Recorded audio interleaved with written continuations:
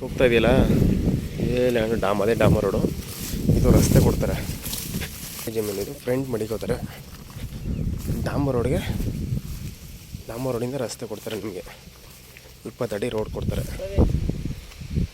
13.5 ಎಕರೆ ಒಳ್ಳೆ box step ಇದೆ.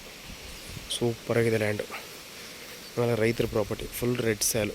NH-ಇಂದ ಕರೆಕ್ಟಾಗಿ 3 ಕಿಲೋಮೀಟ್ರ್ ಆಗುತ್ತೆ. ನ್ಯಾಷನಲ್ ಹೈವೇಯಿಂದ ಮೈಸೂರಿಗೆ 55 ಕಿಲೋಮೀಟ್ರ್ ಆಗುತ್ತೆ.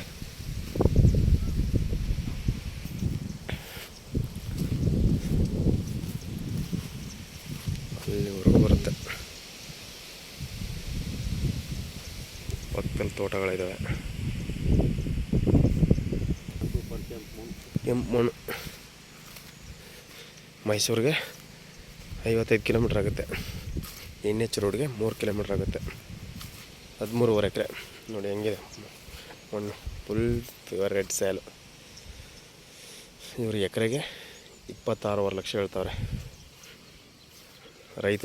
ರೈಸರಲ್ಲ, ರೈತರ ಪ್ರಾಪರ್ಟಿ ಇದು. ಲಿಂಗಾಯತರ ಪ್ರಾಪರ್ಟಿ, ಪಿತಾಸ್ ಆಸ್ತಿ. ಅಣ್ಣ ತಮ್ಮ ಇಂದ್ರದ್ದು 4 ಜನದ್ದು. ಸೂಪರಾಗಿದೆ ನೋಡಿ. ಡಾಂಬರ್ ರೋಡಿಂದ ಕಾಣ್ತಾ ಇದೆಯಲ್ಲ, ಅದೇ ಡಾಂಬರ್ ರೋಡು. ಇದು ಅವ್ರದ್ದೇನೆ. ಇದು ಫ್ರಂಟ್ ಮಡಿಕೋತಾರೆ ಅಷ್ಟೇ ಒಂದು. ಅದರಲ್ಲಿ 20 ಅಡಿ ರೋಡ್ ಕೊಡ್ತಾರೆ. ಕೆಚ್ ಮಾಡಿ 10 ಗುಂಟೆ ಕೊಟ್ಬಿಡ್ತಾರೆ. ಹೀಗೆ ನಮಗೆ 20 ಗುಂಟೆ ಕೆಚ್ ಮಾಡಿ ಇದಕ್ಕೆ ಕೊಡ್ತಾರೆ. ಟೋಟಲು 13 ಎಕರೆ 10 ಗುಂಟೆ ಆಗುತ್ತೆ. ಸೂಪರಾಗಿದೆ ಸರ್. ನಿಮ್ಗೆ ಕ್ರಸ್ಸರ್ ಬೇಕಾದ್ರೂ ಮಾಡ್ಬೋದು, ಏನು ಬೇಕಾದ್ರೂ ಮಾಡ್ಬೋದು. ಸೂಪರ್ ಜಾಗ. ಹತ್ತಿ ಗಿತ್ತಿ ಎಲ್ಲ ಫುಲ್ಲು ಎಲ್ಲ ವಾಟ್ರ್ ಸೋರ್ಸ್ ಸೂಪರಾಗಿದೆ. ತೆಂಗು ಬಾಳೆ ಹಾಕಿದ್ದಾರೆ ಬೆಂಗಳೂರು ನೋಡಿ. ಇದೆಲ್ಲ ಟೋಟಲ್ ಇದೆಲ್ಲ ಸೇರುತ್ತೆ ಸರ್. ಸೂರ್ಯಕಾಂತಿ ಹಾಕಿದಾರಲ್ಲ ಅದೆಲ್ಲ. ಸೂಪರಾಗಿದೆ ಲ್ಯಾಂಡ್ ಮಾತ್ರ.